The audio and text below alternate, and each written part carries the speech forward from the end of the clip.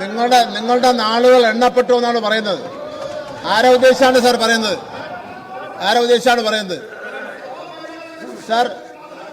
എന്ന് മാത്രമല്ല സാർ, സഭയിലെ ഒരു മുദ്രാവാക്യം വിളിക്കുകയും പ്രതിഷേധിക്കുകയും എന്തുകൊണ്ട് ചെയ്തോട്ടെ? മന്ത്രിമാർ ഇങ്ങോട്ട് വരണ്ട, ഇങ്ങോട്ട് വരട്ടാൻ വേണ്ടി വരണ്ട, ഭരണപക്ഷത്തെ വരട്ടാൻ വേണ്ടി വരണ്ട.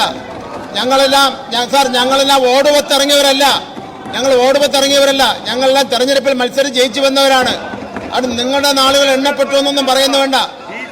റോജി വിരട്ടണ്ട, അങ്ങോട്ട് നോക്കി പറഞ്ഞാൽ മതി, അങ്ങോട്ട് നോക്കി പറഞ്ഞാൽ മതി, അങ്ങോട്ട് നോക്ക്, അല്ല അങ്ങോട്ട് നോക്കി, അങ്ങോട്ട് നോക്കി പറ, അങ്ങോട്ട് നോക്കിയെന്ന്, അങ്ങോട്ട് നോക്കി പറ, അങ്ങോട്ട്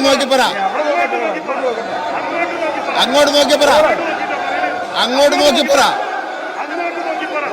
യെസ്, ബഹുമാനപ്പെട്ട മിനിസ്റ്റർ പറഞ്ഞു. ഉത്തരം. Yes, answer. അങ്ങേ വെല്ലുവിളിക്കുന്നു, മന്ത്രിമാരെ വെല്ലുവിളിക്കുന്നു, അസഭ്യങ്ങൾ പറയുന്നു.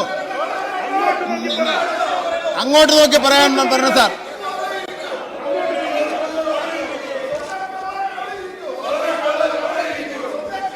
സ്വർണ്ണക്കള്ളൻ ആര് സാർ? സോണിയാഗാന്ധിയുടെ അടുത്ത് പോയത് ആരാണ് സാർ?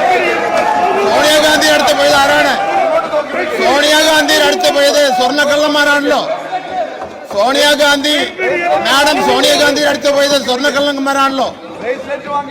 ബ്രേസ്ലെറ്റ് വാങ്ങിയത് ആര് സാർ? സ്വർണ്ണക്കള്ള സാർ.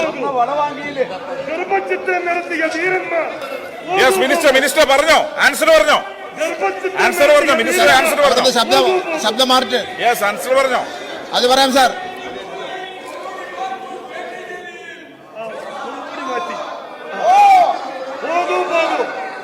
ഗർഭചിത്രം നടത്തിയ വീരന്മാർ പോകൂ.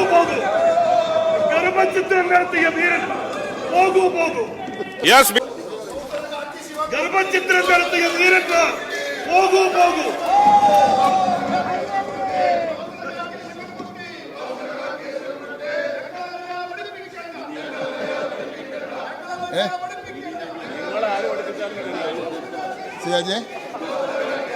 Yes minister, please. മിനിസ്റ്റർ പറഞ്ഞോ. സീതി ഹാജിയെ ഉദ്ദേശിച്ചായിരിക്കും പറയുന്നത്. സീതി ഹാജിയെ ഉദ്ദേശിച്ചായിരിക്കും മുദ്രാവാക്യം വിളിക്കുന്നത്.